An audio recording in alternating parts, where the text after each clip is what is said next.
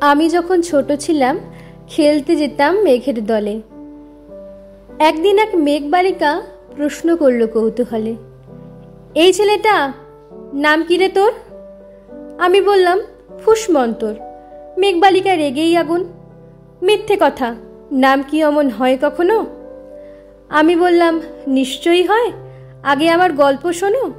সে বলল শুনবো না, যা, সেই তো রানী, সেই তো রাজা, সেই তো একই ঢাল তরোয়াল, সেই তো একই রাজার কুমার পক্ষীরাজে, শুনবো না আর, ওসব বাজে। আমি বললাম তোমার জন্য নতুন করে লিখবো তবে। সে বলল সত্যি লিখবি? বেশ, তাহলে মস্ত করে লিখতে হবে, মনে থাকবে, লিখে কিন্তু আমায় দিবি। আমি বললাম তোমার জন্য লিখতে পারি এক পৃথিবী। লিখতে লিখতে লেখা যখন সবে মাত্র 2-4 পাতা, হঠাৎ তখন ভূত চাপলো আমার মাথায়।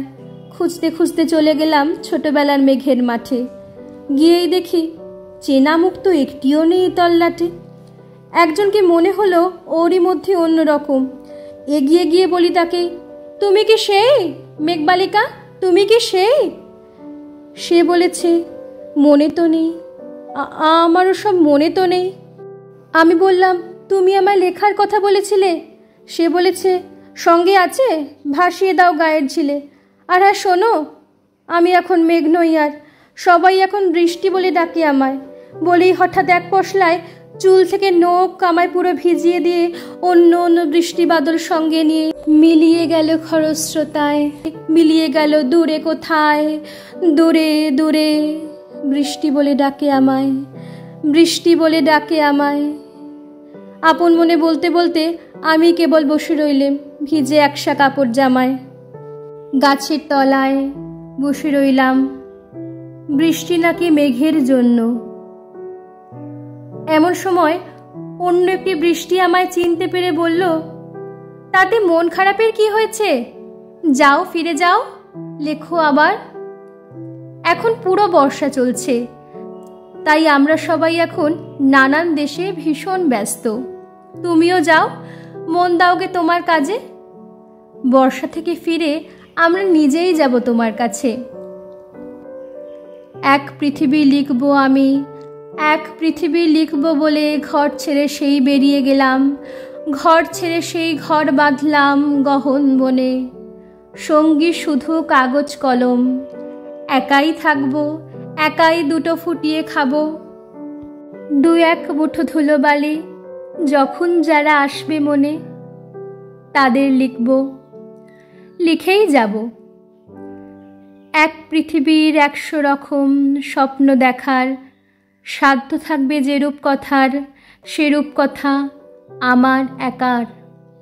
ঘাড় গুজে দিন লিখতে লিখতে, ঘাড় গুজে রাত লিখতে লিখতে, মুছেছে দিন, মুছেছে রাত, যখন আমার লেখবার হাত অসার হলো। মনে পড়ল সাল কি তারিখ, বছর কি মাস, সেসব হিসেব আর ধরিনি। লেখার দিকে তাকিয়ে দেখি এক পৃথিবী লিখব বলে একটা খাতাও শেষ করিনি। সঙ্গে সঙ্গে ঝমঝমিয়ে বৃষ্টি এলো খাতার উপর, আজীবনের লেখার উপর বৃষ্টি এলো এই অরণ্যে। বাইরে তখন গাছের নিচে নাচছে ময়ূর আনন্দিত। এ গাছ ও গাছ উঠছে পাখি, বলছে পাখি, এই অরণ্যে কবির জন্য আমরা থাকি। বলছে ওরা কবির জন্য, আমরা কোথাও, আমরা কোথাও, আমরা কোথাও হার মানিনি। কবি তখন কুটির থেকে তাকিয়ে আছে অনেক দূরে, বনের পরে, মাঠের পরে, নদীর পরে, সেই যেখানে সারা জীবন বৃষ্টি পড়ে, বৃষ্টি পড়ে, সেই যেখানে কেউ যায়নি, কেউ যায় না কোনো দিনই। আজ সে কবি দেখতে পাচ্ছে সেই দেশে সেই ঝর্ণা তলায়, এদিক ওদিক ছুটে বেড়ায় সোনায় মোরা মেঘ হরিণী, কিশোর বেলার সেই হরিণী।